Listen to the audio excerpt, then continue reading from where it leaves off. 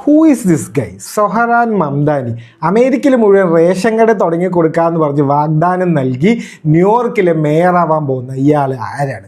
ന്യൂയോർക്കിലെ മേയർ ആരോ ആവട്ടെ, അതിന് ഇവിടുത്തെ ആൾക്കാരും ഈ ഇൻ്റർനെറ്റിലെ ആൾക്കാരും മുഴുവൻ എന്തിനാണ് ഇയാളെ കുറിച്ച് സംസാരിക്കുന്നത്? എന്തിനാണ് ഇത്ര ഹെയ്റ്റ്, എന്തിനാണ് ഇത്ര സപ്പോർട്ട്? നമുക്ക് ഡീറ്റെയിൽ ആയിട്ട് നോക്കാം. ഞാൻ ഇയാളെ ആദ്യമായിട്ട് ശ്രദ്ധിക്കുന്നത് ഇയാളുടെ വീഡിയോസ് കണ്ടിട്ടാണ്. നൈസ് വീഡിയോസാണ്. ഈ പൊളിറ്റീഷ്യന്മാരുടെ ഈ ബോറിങ് ക്യാമ്പയിൻ വീഡിയോസ് ഉണ്ടല്ലോ, അതുപോലെ അല്ലത്.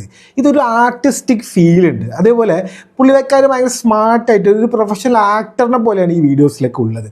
അപ്പോൾ അത് അയാളുടെ ബ്ലഡിലുള്ളതാണ്. നമ്മുടെ ഇന്ത്യക്കാരിയായിട്ടുള്ള ഒരു ഹോളിവുഡ് ഡയറക്ടർ ഉണ്ട്, ഭയങ്കര ഫേമസ് ആയിട്ടുള്ള മീര നായർ എന്നാണ് പുള്ളിക്കാരിയുടെ പേര്.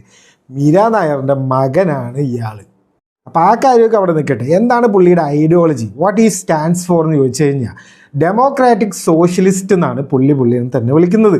അതായത് ഈ കമ്മ്യൂണിസ്റ്റ് ഐഡിയോളജീസ് ഉള്ള ഒരു സോഷ്യലിസ്റ്റാണ് പുള്ളി. ഇയാളൊരു സോഷ്യലിസ്റ്റാണ്, ഇയാൾ ഡെമോക്രാറ്റിക് പാർട്ടിയിലുള്ള ആളാണ്, അതേപോലെ ഇയാളൊരു മുസ്ലിം കൂടിയാണ്. എല്ലാ ബോക്സും ടിക്ക് ചെയ്തിട്ടുണ്ട്. അമേരിക്കക്കാർക്ക് പറ്റിയ ആളാണ്. അവർ നമ്മുടെ ഡൊണാൾഡ് ട്രംപിൻ്റെ പാർട്ടിക്കാരൻ്റെ മെയിൻ ശത്രുവായിട്ട് കാണുന്ന എല്ലാ ഐഡിയാസും ഉള്ള ആളാണ് ഇയാൾ.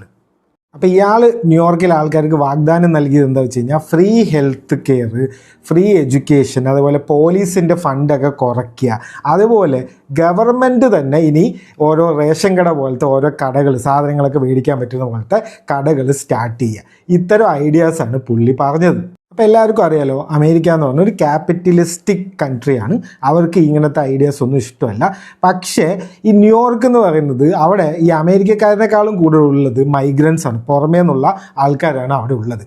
അപ്പോൾ അവരിനെയൊക്കെ കറക്റ്റായിട്ട് ഇയാൾ ക്യാമ്പയിൻ ചെയ്ത് നൈസാക്കി. പിന്നെ യങ് ആയിട്ടുള്ള ആൾക്കാരിനെയും ഇയാൾ കയ്യിലെടുത്തു. അതേപോലെ സ്ട്രോങ് ആയിട്ട് ഇസ്രായേലിനെതിരെ, ഐപാക്കിനെയൊക്കെ എതിരെ പറഞ്ഞ ഒരാൾ കൂടിയായിരുന്നു. അപ്പോൾ അങ്ങനെ എല്ലാ കാരണവും കൂടി ആയപ്പോൾ ഇയാളിപ്പോൾ ഡെമോക്രാറ്റിക് പാർട്ടിയുടെ സ്ഥാനാർത്ഥിയായിട്ട് ഇയാൾ ഇപ്പോൾ സെലക്ട് ആയിരിക്കുകയാണ്. ആക്ച്വലി എലക്ഷൻ കഴിഞ്ഞിട്ടില്ല. മേയർ എലക്ഷൻ എന്ന് പറയുന്നത് നവംബറിലാണ്. പക്ഷേ അമേരിക്കയിലൊക്കെ എങ്ങനെ വെച്ച് കഴിഞ്ഞാൽ നമ്മുടെ അവിടുത്തെ പോലെയല്ല എലക്ഷൻ. ഒരു സ്ഥാനാർത്ഥിനെ ആക്കുന്നത് തന്നെ അവിടുത്തെ ആൾക്കാരൊക്കെ കൂടി വോട്ട് ചെയ്തിട്ടാണ്. അപ്പോൾ അങ്ങനെയാണ് ഇയാൾ ഡെമോക്രാറ്റിക് പാർട്ടിയുടെ സ്ഥാനാർത്ഥി ആയത്.